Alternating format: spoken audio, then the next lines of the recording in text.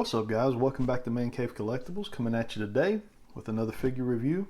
Today I want to take a look at the second figure in the Super7 Teenage Mutant Ninja Turtles wave. Today we're looking at Baxter Stockman. So previously we reviewed the Raphael figure and was pleasantly surprised with the quality control, the sculpting, articulation was pretty good. You know, they're running with single joints, single jointed elbows and knees on these figures, but just overall was ecstatic about that figure. It definitely is going into my 2020 top 10 list as of right now. So we're looking at the second figure in this wave, which is Baxter Stockman. We will have Splinter and the Foot Soldier coming as well. Let's go ahead and look at what we got. We've got this protective cardboard box that we've seen here with the Ninja Turtles line, as well as the Thundercats line from Super7. Just got the Turtles logo, and on the front, the character that's inside the box, in this case being Baxter Stockman. Super7 branding there at the bottom. A little bit of legal jargon on the back. That's pretty much it. These boxes are not really decorative boxes. They're really there just to protect the boxes that holds our actual figure. Let's go ahead and break our box out of this box and see what we got. All right, guys, we got Baxter's box out of his protective box, looking phenomenal, as Super7 has been doing with the Thundercats line and again with the TMNT line here. Appears in the TMNT line, each figure is kind of going to get its own box. So this logoing here, as we saw on the Raphael figure, Raphael had his own logo with his weapons. Baxter here has the Mousers and a kind of a picture of his head. So this is phenomenal. This is kind of an embossed logo here on it. You can feel, you know, there is some texture to it. So just really high quality, guys. Such classy boxes. These things would look phenomenal for an inbox collector to be able to display them this way. As we've seen with the other ones, we get the name of our character here. On the top, we've got Ultimates line. As we spin around, we've just got that kind of 1980s, 90s Teenage Mutant Ninja Turtles logoing there. And the most satisfying part of this box is just pulling this slip cover up and off to reveal the contents inside. And this is one I am super excited about. So I haven't had a Baxter Stockman figure since the original figure came out, I guess, in the late 80s. So here's our scientist turned bug, and man, he looks good. He looks large. It's going to be interesting to do a size comparison with him and the Raphael figure, but so colorful. It's just those colors just take you right back to when you were a kid there, going and picking up that original Baxter Stockman figure from Walmart. This looks phenomenal. We got kind of the same style box that we got with Raphael, minus the color. So Raphael kind of had more of a green, greenish brown type of brickwork, where Baxter has something that kind of, you know, goes more well with his colors. So we've kind of got this bluish purple look to it. Looks really nice. Got a picture here. Looks like the Foot Soldier foot symbol. So that looks really good. Got a little power box here, and we got a write-up on Baxter, same as we did Raphael. So it says, Baxter Stockman, a man with the mind of a scientist and the body of a common housefly, buzzes around town annoying the turtles and other decent reptiles. Created accidentally in Dimension X by a malfunctioning disintegrator unit, Baxter flurried himself into an avenging frenzy. Convinced by Shredder that the turtles were solely responsible for his rebirth as an insect, Baxter now vents his hostilities toward our half-shelled heroes. So that was, you know, something that kind of occurred early on in the cartoon when he got stuck in that disintegrator, and a housefly flew in and somehow kind of merged him with the DNA of that housefly, and here's what we got. Really cool episode. You know, he was a scientist up until that point. So definitely, I would say, a fan favorite character, something we all will remember. If you grew up in the late 80s and 90s, you'll remember Baxter Stockman. Let's go ahead and get Baxter out of this box and see what we got. All right, guys, so we got Baxter out of his packaging and onto our view table. Phenomenal. It's the only word I can say at this point. Let's go ahead and hop right into accessories for this guy. So we got multiple pairs of hands here. So we've got the two pair, or the pair that you see on him there, which is kind of almost like a gripping hand, like you would imagine him holding a gun. Then we got two kind of semi-open, relaxed hands.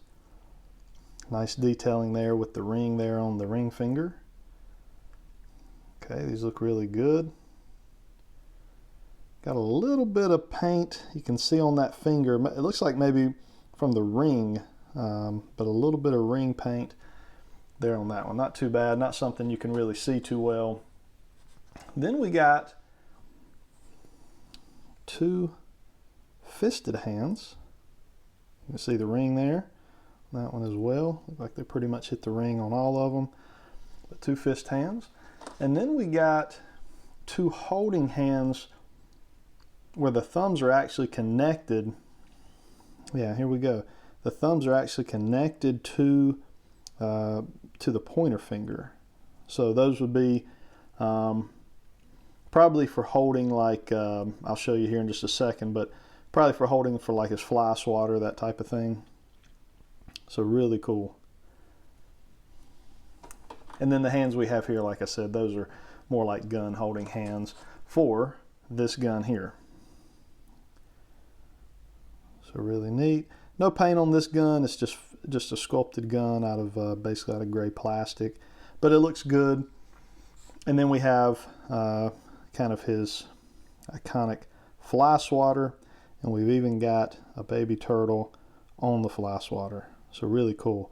Now this gun here, if you wanted to turn this into a gun, this is made to where it will slide down over the top of the gun if you wanted to do that. So kind of cool. You got some options there with that. Okay. And then the fly swatter actually comes out, and this is kind of what these holding hands here would be for. Just for that fly swatter to just boop, be dropped right down in. So that is really cool. It's going to be a hard time for me to try to figure out which way I'm going to go with the posing on this. He looks great just standing there like he is. He also gets kind of his weapons tree there, and these weapon trees are made in a way, I don't know how well we can get it to do it, but they're made in a way that they're kind of supposed to stand up, but for whatever reason they're wanting to fall forward. But you can see here they do have a section that's kind of made to help them stand, but in this case, because of the way this one's on here, it's kind of weighting the front of it and making it want to fall forward. So you might could somehow rig that up to where it could stand up for you. But there we go. Let's jump right on into our Baxter Stockman figure. So I don't have the Baxter Stockman figure that originally came out back in the 80s. So let's throw up a slide here just to kind of show you a side-by-side comparison of the two. And I think it's a phenomenal job. What a great update Super7 has really done for us now as adult collectors to really pull on our heartstrings, and really just kind of draw us in to these figures from this Teenage Mutant Ninja Turtles line. Now we'll go ahead and take a closer look here at Baxter and his sculpt and his face and head. Just looking phenomenal. These colors are just so vibrant. The paint work is done very, very well. I've not really been able to find any flaws on this guy as far as my quick look over. We're doing a really, really close look here though, so we will check and see if we see anything of concern. But all the hair fully sculpted, these eyes fully sculpted in, really, really nice. Teeth look good, clean paint work around all these areas, the jaws, the teeth, the eyes, everything is just really, really done well. As we move down here, we've got his little bow tie done well. This jacket is kind of a soft rubber, kind of laid over the top of the sculpt. Doesn't look like you'd be able to take it off without, tearing it up or messing it up. The arms are sculpted in. So this is not soft plastic. The sleeves to his jacket are actually the sculpted in arms. You can see a little bit of detail here. It's kind of cool. You can kind of see his watch coming out from under the jacket. You don't see a lot of companies do that. That's kind of new to me, to see them kind of go to that detail, to kind of sculpt in a little bit of a watch kind of poking out from under that jacket. The watch is sculpted into the jacket. It's all part of the same sculpt. Looks really good. Got his syringe sculpted in there. That is sculpted in. It's not painted on. Okay, as we come on around to the back here, you can see we got those bug arms coming out. Look really, really good. Nicely painted. Got all kinds of detail sculpted into this. Some muscle fibers and veins and different things here that are sculpted and painted onto the body. That jacket's kind of, you can see where it's kind of ripping through. Kind of got a fly tail here coming out the back. Looks good. So the pants are sculpted on and painted well. I don't really have any paint flaws on my pants there, on my pants legs. Look good. And then fully sculpted feet and calf area there. Looks really good. I mean, this is just phenomenal, guys. Super7 has just really outdone themselves on this. You can see there, kind of see them from the side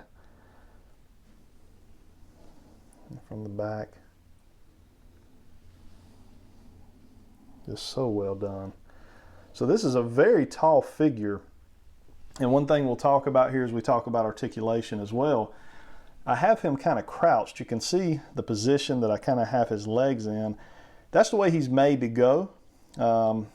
However, you can straighten these legs out and he becomes much taller. However, there is no way that I have found to get him to stand up. He is going to fall backward because he's just not made to stand this way. You know, he's made to stand, you know, in this kind of crouched position. Like so, and that is how he's built from a balance standpoint. So as long as you have him in that crouched position, he's going to stand for you and be balanced. You can see there. Now looking at articulation, we don't have much here in the head. Can't get it up or down very much, and I think it's just because of how thick this neck area is. It's a very thick head and neck area. We can, however, get plenty of range of motion as far as the turn. The arms, we can get them up to there. We got single jointed elbows there, as we've seen with all the Super7. Your standard articulation here in the wrist, back and forth, full 360 on them. We got nothing here in the abdominal area, but we do have a swivel there at the thigh, so you're able to swivel that thigh. We can get those legs out to about right there, so not a lot of splits there. Got no kind of cut in the thigh, but we can slightly swivel up here in the pelvic area. You can slightly swivel that back and forth. Single jointed knees, however, because of kind of his gimmick of standing the way he does, we're able to get that single jointed knee back a little farther than the traditional single jointed knee that we've seen with Super7. And then we have a ton of back and forth here with this foot. And again, that's because the gimmick of how he stands. One thing and also too here, we got at the knee, you can swivel at the knee, we got nothing in the calf. One thing that does bother me a little bit is there's no side to side movement in that ankle articulation. It's only front to back. So you're not going to be able to, you'll be limited, I guess I could say, in the, you know, in the leg area as far as articulation. There's really only going to be kind of that one way really to pose him. And a lot of that is because of the balance and the weight on his back.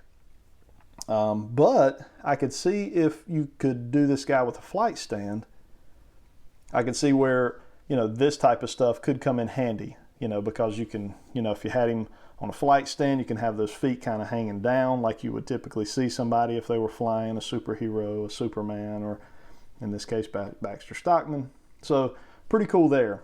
Okay, now moving around to the back here as far as the articulation here, these will move pretty much a full 360, as we can see there. And then you got a single jointed joint here in kind of, I guess, the elbow, whatever we would call these. And then here in the hands, you've got a full 360 and kind of that back and forth that we typically see, you know, with wrist articulation. Okay. And then your wings here, they're back and forth. Okay. And then they will swivel the full 360 as well.